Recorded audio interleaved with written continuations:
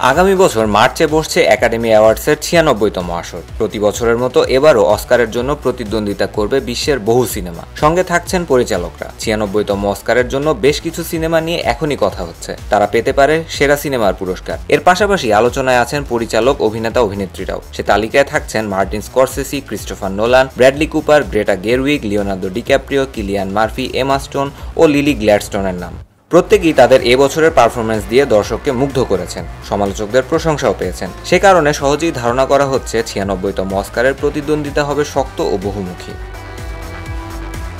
এবারের অস্কারের ক্ষেত্রে সেরা সিনেমার দাবিদার অনেক। তালিকায় আছে American Fiction, Barbie, the Holdovers, Killers of the Flower Moon, Maestro, May December, Oppenheimer, Origin, Poor Things ও পাস্ট লাইভস। এর মধ্যে শক্ত প্রতিদ্বন্দ্বিতা হবে Killers of the Flower Moon ও ওপেনহাইমারের মধ্যে। ফ্লাওয়ার মুন পরিচালনা করেছেন মার্টিন স্করসেসি এবং ওপেনহাইমার পরিচালনা করেছেন ক্রিস্টোফার নোলান। ওশেস মার্ডার অবলম্বনে তৈরি স্করসেসির ফ্লাওয়ার মুনকে শৈল্পিক সিনেমা বলে রায় দিয়েছেন সমালোচকদের অনেকে। এর মধ্যে আবার ২০২৩ সালের সবচেয়ে আলোচিত সিনেমা ছিল ক্রিস্টোফার নোলানের ওপেনহাইমার। রবার্ট ওপেনহাইমারের জীবনী নির্ভর এই সিনেমা নিয়েও প্রশংসার শেষ নেই। বেশিরভাগ গণমাধ্যম ও অস্কার বিশেষজ্ঞরা বলছেন এই সিনেমা দুটির মধ্যে থেকে কোনো একটিই পাবে সেরার পুরস্কার।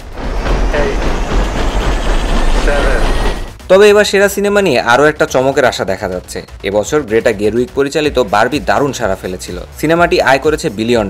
তাছাড়া দর্শকের একাংশ একে নিয়ে উচ্ছ্বসিত।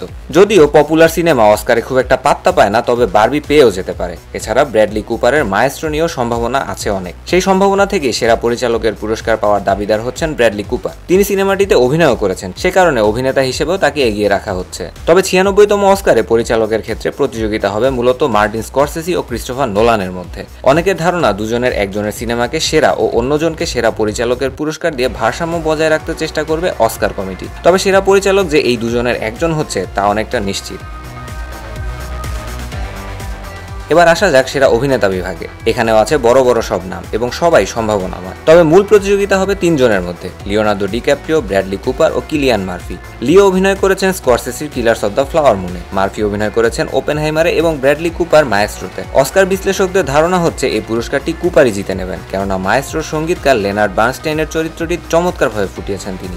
যদিও ওপেনহাইমারের চরিত্রে অভিনয়ের জন্য মার্ফির দাবি অনেক বেশি, কিন্তু ধারণা করা হচ্ছে সেরা সিনেমা ও পরিচালক পুরস্কার দুটি ফ্লাওয়ার মুন ও ওপেনহাইমারের ঘরে যাওয়ার কারণে সেরা অভিনেতার পুরস্কার এর বাইরে যাবে। পুয়ার থিংসে অভিনয় করে বিভিন্ন চলচ্চিত্র উৎসবে প্রশংসা পেয়েছেন এমা স্টোন।